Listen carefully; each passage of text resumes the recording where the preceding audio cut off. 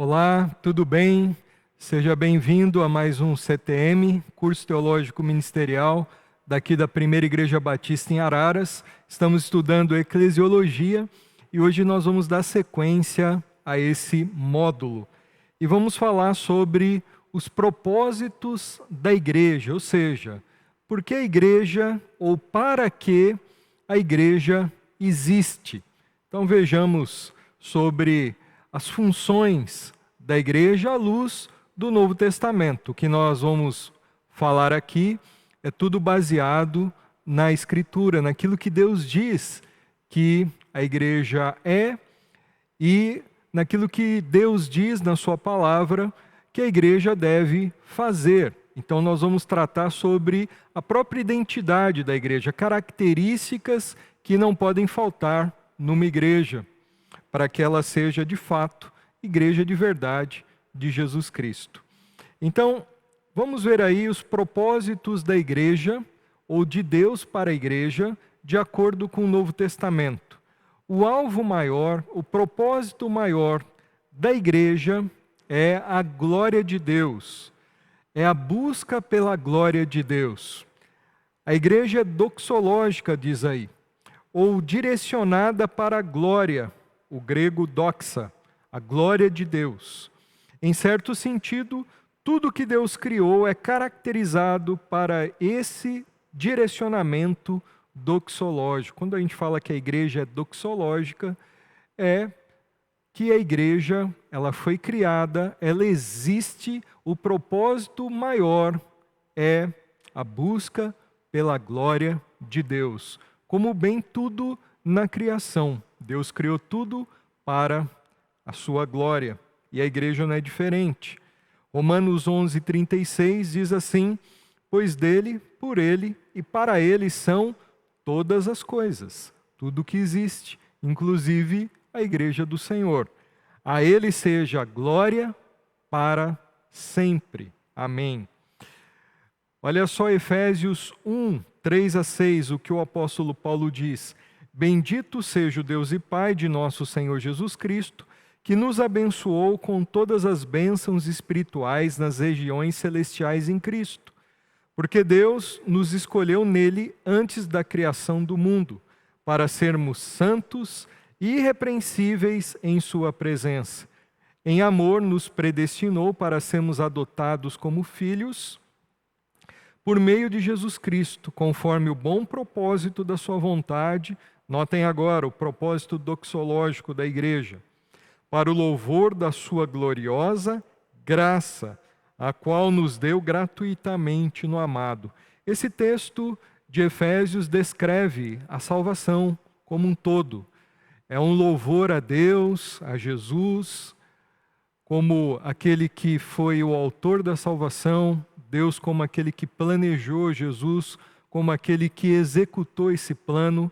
O apóstolo Paulo está adorando o Senhor aqui, e depois ele vai dizer que Deus ele fez tudo isso, nos salvou, nos redimiu, nos fez igreja dele para o louvor da sua gloriosa graça. Olha só agora, um pouquinho mais para frente, o apóstolo Paulo, ainda em Efésios 1, diz assim: nele fomos também escolhidos, tendo sido predestinados conforme o plano daquele que faz todas as coisas, segundo o propósito da sua vontade, a fim de que nós, olha só, nós, os que primeiro esperamos em Cristo, sejamos para o louvor da sua glória. Então, a igreja, ela existe para o louvor da sua glória. A igreja é resultado do Evangelho, da salvação de Cristo, da redenção, da eleição, da justificação, da obra salvadora de Deus. Tudo isso resulta na igreja. E essa igreja, então, que é o fruto, é o resultado da salvação, o povo de Deus redimido, esse povo, então, vive para o louvor da glória de Deus. Agora nós vamos ver aí, de uma maneira mais detalhada, ilustrada, como a igreja ela pode viver para a glória de Deus de uma maneira mais prática. Nós vamos ver que existem algumas atividades vitais da igreja que caracterizam uma verdadeira igreja, que identificam uma verdadeira igreja, a igreja de Cristo na terra. E quando a igreja ela se ocupa com essas atividades, quando a igreja organicamente apresenta essas atividades ou esses ministérios, ela alcança sim o seu alvo, que é existir para a glória de Deus. Quando nós falamos da igreja viver para a glória de Deus, isso pode ficar de uma maneira subjetiva e mal compreendida. Agora, quando nós olhamos para essa ilustração que nós vamos trazer aqui, fica mais claro que em cumprindo essas 4 atividades básicas, a igreja está contribuindo para a glória de Deus. Então nós temos aí a igreja e 4 ministérios da igreja, 4 atividades vitais, essenciais da igreja. Então nós estamos falando aqui de coisas fundamentais, da essência da igreja. O que é a essência? Aquilo que caracteriza algo, aquilo que sem a sua característica peculiar não existe. Então, o que é essencial é aquilo que é imprescindível para algo ser caracterizado, identificado e existir. Então, nós vamos falar aí de 4 funções, atividades essenciais da igreja. Então, nós temos aí adoração, liturgia, a palavra grega para culto. Então, adoração é um movimento da igreja para Deus, é um movimento vertical do povo de Deus, do povo eleito, o povo redimido para com o seu Senhor. E no Novo Testamento nós vemos que a adoração, ela envolve culto, ela envolve louvor, cânticos espirituais. Efésios fala sobre isso, enchei-vos do Espírito e apresentem a Deus cânticos espirituais, salmodiando, entoando louvores a Deus. Oração, o cumprimento, a observância das ordenanças, a ceia e o batismo, tudo isso envolve a adoração. Então é o movimento da igreja, do povo, para com Deus. Então é o que nós chamamos de adoração. Agora, o movimento para baixo, de Deus para com a igreja, é o que nós chamamos de didascalia, que é o ensino, a instrução. Então, é a instrução bíblica, é o ensino da Escritura, que pode se perfazer de diversas formas. O discipulado informal pode ser pregação formal, expositiva, num culto para com toda a igreja, pode ser numa sala de escola dominical, pode ser num grupo pequeno, mas é esse movimento de Deus para com o seu povo, entregando a palavra dele para esse cumprimento da didascalia, o ensino, a instrução bíblica. Por isso que nós falamos que a igreja ela é logocêntrica, ou seja, ela é centrada na palavra. Logos, a palavra, pode ser Cristo também, o Logos encarnado. Então, a igreja do Senhor Jesus Cristo, ela tem essa característica. Ela é fundamentada, ela é centrada nas Escrituras. As Escrituras geram a igreja, não é que nem a igreja católica que diz que a igreja gerou a Escritura, não. A Escritura vem antes da igreja e é através do poder da palavra que o povo de Deus passou a existir. Então a igreja é logocêntrica, centrada na palavra. Agora nós vamos falar do movimento agora horizontal. Nós vemos um movimento vertical, primeiro do povo de Deus para com Deus, a adoração. Então de baixo para cima, agora de cima para baixo, de Deus para com a igreja, o ensino da palavra. A palavra que vem do Senhor, a palavra inspirada, e agora um movimento da igreja horizontal, para os de fora da igreja. É o que nós chamamos de querigma, que é a missão. A igreja ela é missional, a igreja tem uma missão para com os de fora. Então é da igreja para com o mundo. E isso envolve evangelização, discipulado, missões, o ministério de misericórdia ou das boas obras. É o movimento, então, da igreja, do povo de Deus para com os de fora. A igreja, então, ela tem uma marca missionária. Agora nós vamos ver a koinonia, a comunhão da igreja, é o movimento da igreja para com a igreja, do povo de Deus no sentido mútuo. Koinonia significa comunhão, e é uma comunhão abençoadora, transformadora, aonde se há o ajuntamento, o uso dos dons espirituais, aqueles princípios de mutualidades do Novo Testamento, uns aos outros, edifiquem uns aos outros, ensinem uns aos outros, amem uns aos outros. Então é nessa comunhão, é nessa vivência entre os irmãos da igreja que essa comunhão, os dons, as mutualidades, tudo isso é colocado em prática. Então nós temos liturgia, que é a adoração, nós temos didascalia, que é a instrução bíblica, temos o querigma, querigma é a palavra no Novo Testamento para proclamação, então é a missão da igreja para os de fora, e a koinonia, que é a comunhão dos santos, é a vida de relacionamentos fraternais no corpo de Cristo. E dentro de tudo isso nós temos uma liderança escolhida por Deus, reconhecida pela igreja, uma liderança formada por pastores, diáconos e ministérios orientados pelos dons espirituais. Então nós temos aí as atividades essenciais da igreja. Então, como eu já disse, algo essencial é aquilo que não pode faltar. Quando a gente fala de adoração, é a essência da igreja. A igreja foi criada para adoração, existe para isso. Quando nós falamos de missão, missão não é um departamento da igreja, missão é a essência da igreja. Quando nós falamos de instrução bíblica, de palavra de Deus, também é a essência e koinonia.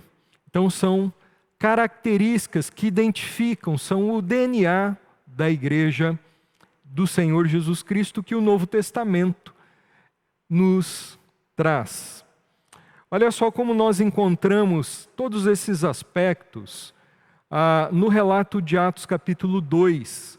Depois da descida do Espírito Santo em Pentecoste, nós temos ali a igreja primitiva, a igreja de Jerusalém, mas percebam todas essas atividades essenciais em Atos capítulo 2. Olha só, os que aceitaram a mensagem foram batizados. Então, ser igreja, em primeiro lugar, é aceitar a mensagem. Que mensagem? Do Evangelho. É crer em Jesus.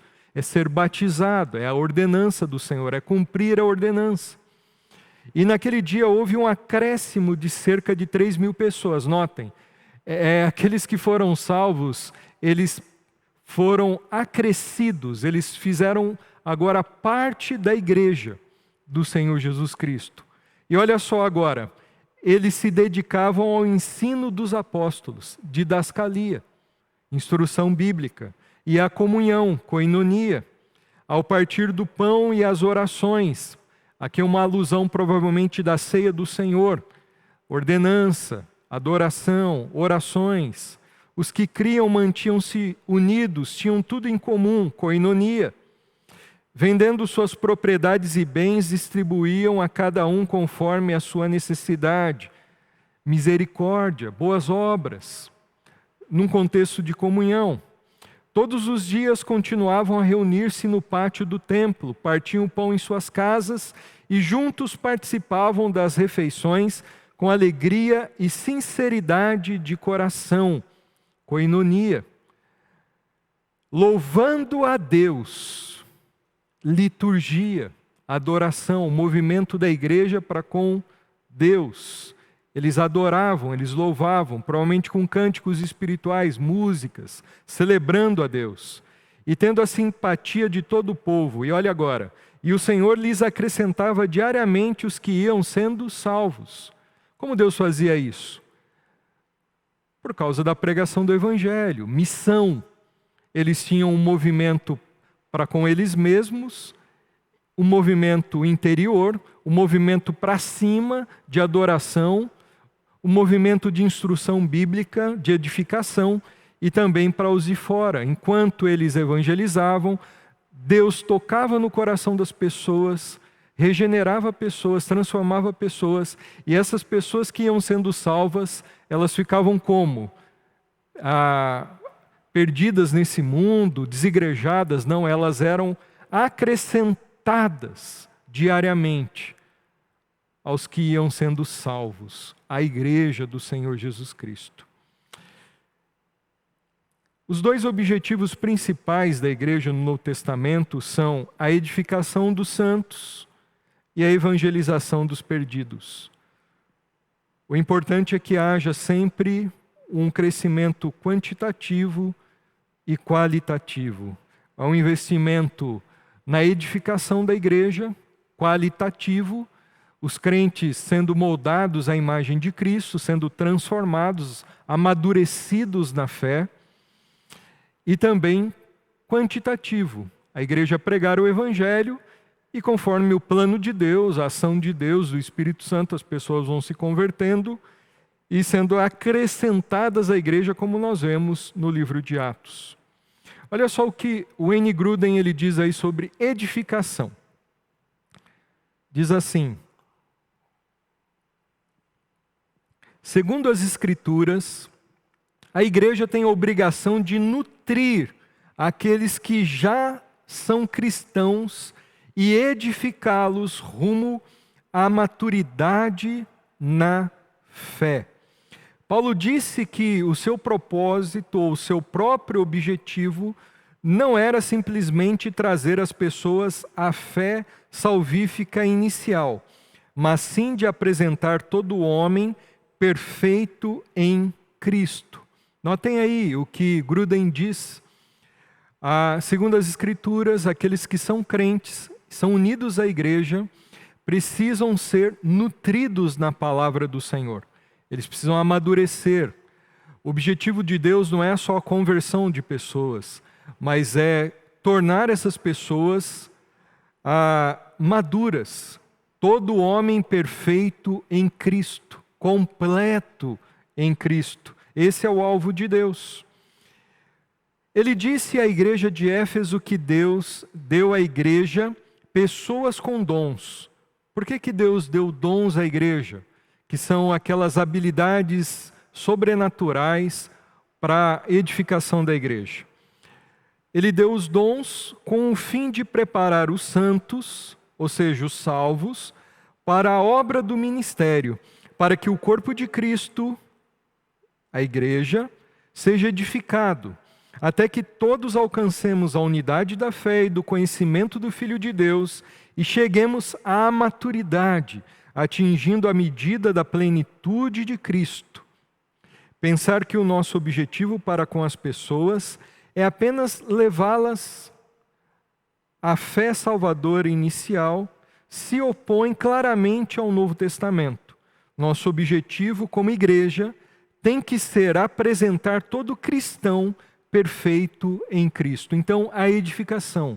A igreja tem esse grande objetivo, não só de pregar, um objetivo missional, mas aqueles que são salvos precisam ser nutridos na palavra de Deus, precisam crescer espiritualmente.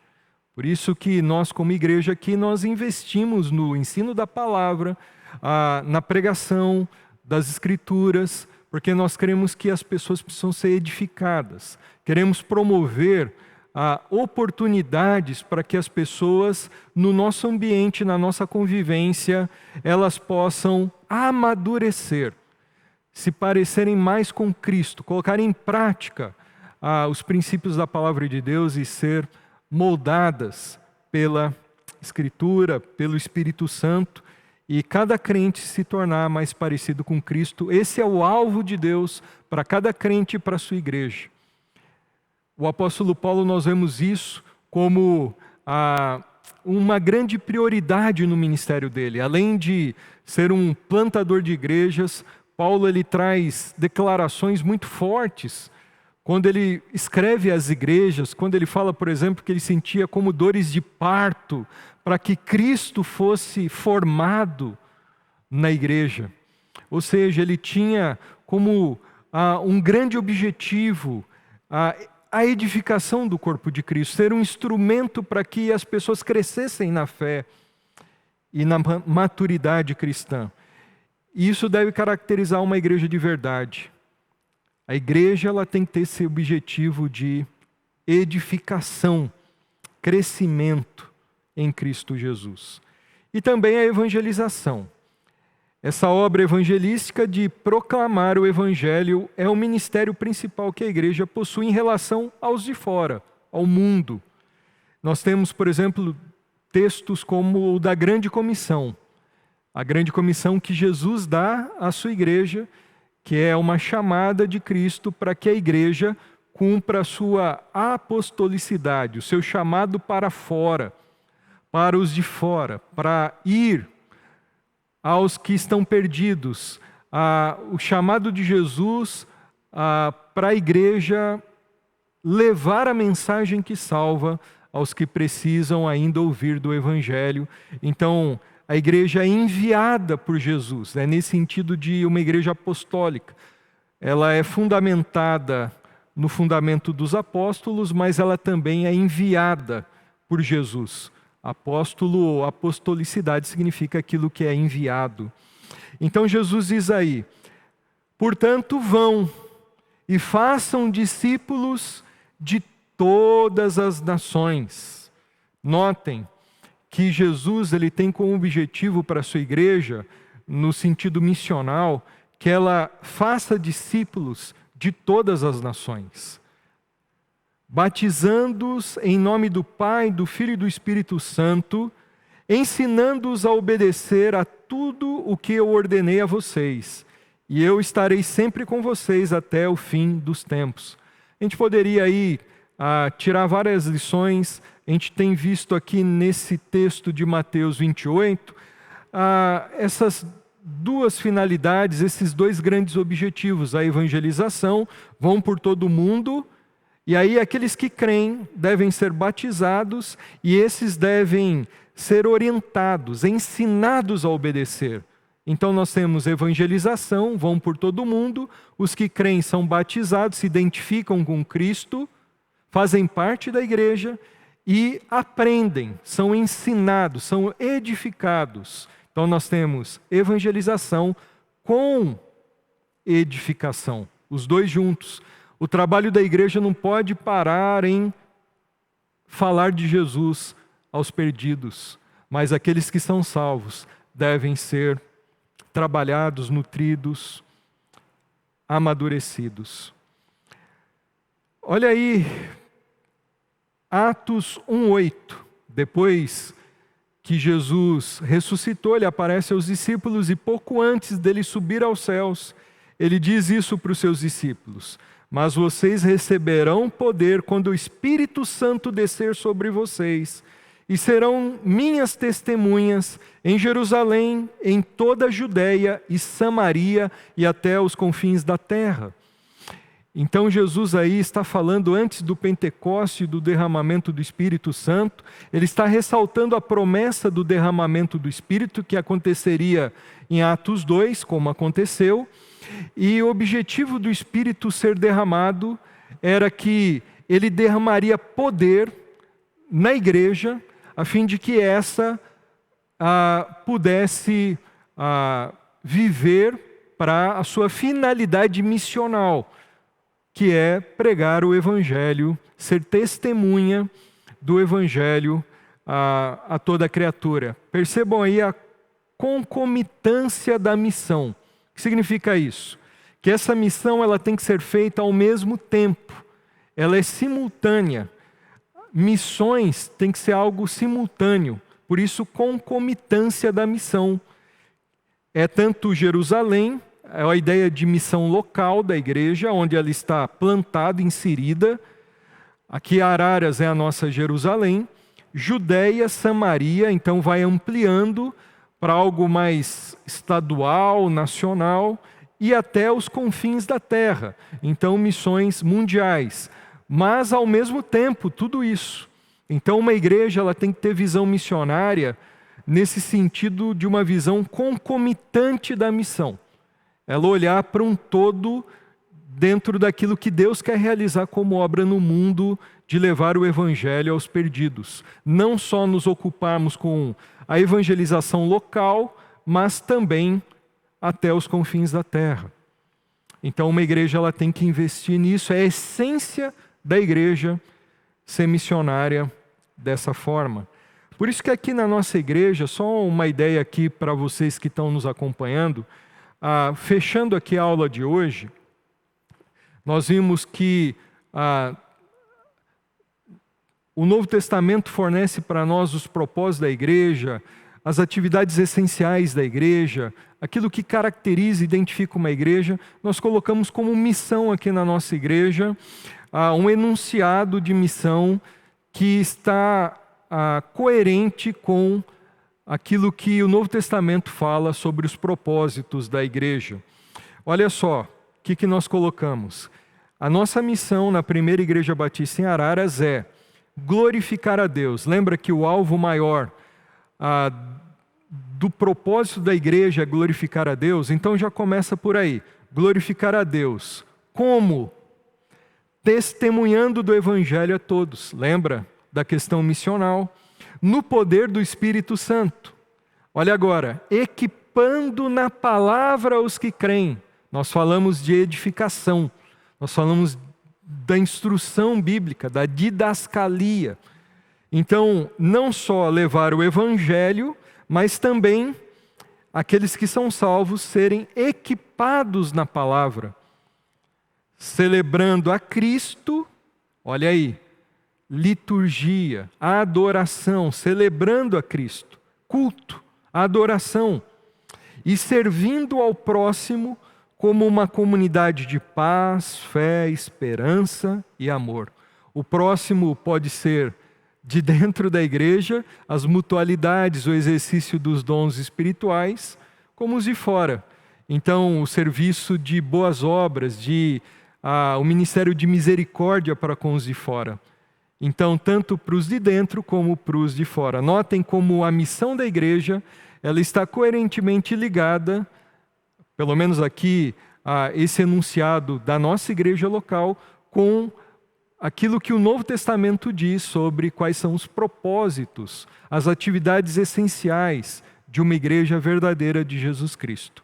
Então nós queremos que tudo aqui dentro da nossa igreja, os nossos ministérios, o nosso planejamento, o nosso calendário, as nossas atividades, os nossos cultos, espelhem os nossos esforços, as nossas prioridades financeiras. Nós queremos que tudo isso espelhe, reflita a nossa missão, que está baseada dentro dos propósitos do que é ser uma igreja neotestamentária, uma igreja verdadeira de Jesus Cristo. Nem sempre nós conseguimos fazer isso, mas queremos nos esforçar cada vez mais.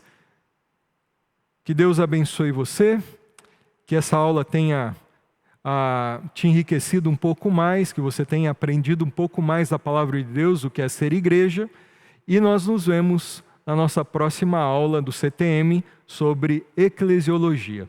Deus abençoe você. Um abraço.